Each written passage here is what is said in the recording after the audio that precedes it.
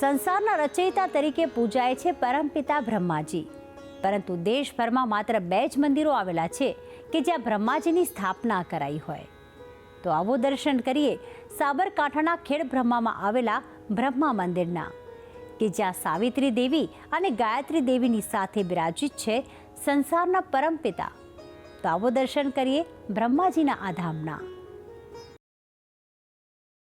સાબરકાંઠામાં આવેલ ખેડબ્રહ્મા સતયુગમાં બ્રહ્મપુર, દ્વાપરયુગમાં ત્રંબકપુર અને કળિયુગમાં બ્રહ્મખેટક તરીકે ઓળખાતું હતું.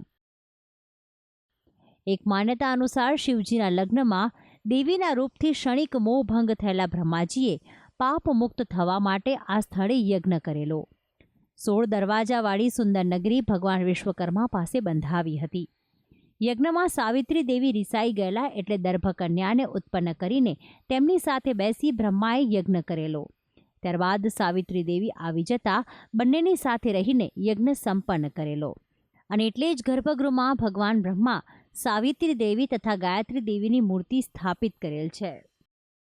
સમગ્ર ભારતમાં પુષ્કર અને ખેડબ્રહ્મા 2 જ સ્થળોએ બ્રહ્માજીના મંદિર હાલમાં અસ્તિત્વ ધરાવે છે. આ મંદિર આશરે 1500 વર્ષ પહેલાં નિર્માણ પામ્યું હતું. આ પવિત્ર ધામમાં બ્રહ્માજીની ચતુર્થમુખી આશરે 6 ફૂટની ઊંચી પ્રતિમા છે. હાથમાં માળા, કમંડળ અને પુસ્તક છે. બંને બાજુ સાવિત્રી દેવી અને ગાયત્રી દેવી બિરાજમાન છે. મંદિરની બહારની બાજુએ 3 દિશાઓમાં બ્રહ્માની મૂર્તિઓ જોવા મળે છે, જેના રૂપ મંદિરની મુખ્ય પ્રતિમાને અનુરૂપ મૂકેલી છે. 3 વાહનો અનુક્રમે નંદી, ઘોડો તથા હંસ બતાવેલ છે. ઘોડા કે નંદીને બ્રહ્માના વાહન તરીકે દર્શાવતા નથી, છતાં ગુજરાતની પ્રતિમાઓમાં આ એક વિશિષ્ટતા જાહેર થાય છે. પુરાણોમાં વર્ણવ્યા પ્રમાણે બ્રહ્માનો જન્મ શેષશાયી વિષ્ણુની નાભીમાંથી ઉત્પન્ન થયેલા કમળમાંથી થયો છે. તેઓ વેદોના પિતા છે અને જન્મથી જ મહાન વિદ્વાન છે. તેમણે સૃષ્ટિનું સર્જન કર્યું અને જગતને વેદોનું જ્ઞાન આપ્યું.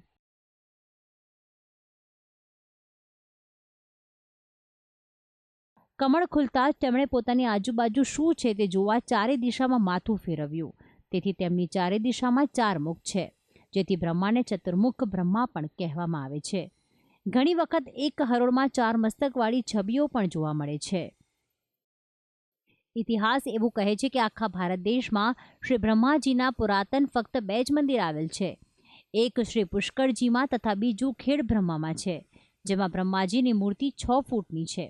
તેમજ તેની આજુબાજુ શ્રી ગાયત્રી માતા તથા શ્રી સાવિત્રી માતાની મૂર્તિઓ પણ પૂર્ણ કદની છે. સદીઓથી આ મંદિરનો વહીવટ તેમજ સેવા પૂજા અહીંના શ્રી ખેડાવાડ ભીંતર બ્રાહ્મણ સમાજ કરતો આવ્યો છે. મંદિરના આગળ વિશાળ પુરાતન વાવ આવેલી છે, જેને બ્રહ્માજી વાવ તરીકે લોકો ઓળખે છે.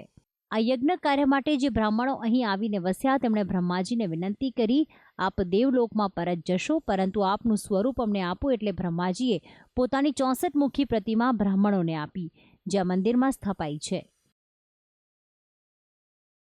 કાળક્રમે સતયુગ પછીના યુગમાં બ્રાહ્મણોની શક્તિ ક્ષીણ થતી ગઈ, એટલે બ્રાહ્મણોએ ભગવાનને અલ્પ સ્વરૂપ આપવા કહ્યું. એટલે બ્રહ્માજીએ 32 મુખવાળી પ્રતિમા આપી.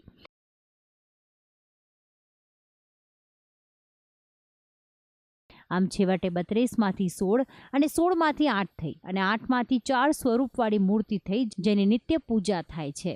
તો આમ બ્રહ્માજીના આ મંદિરના સતના કારણે જ આ મંદિરમાં ભક્તોની ભારે ભીડ જોવા મળતી હોય છે. ભક્તિ સંદેશ, સંદેશ ન્યૂઝ, સાબરકાંઠા.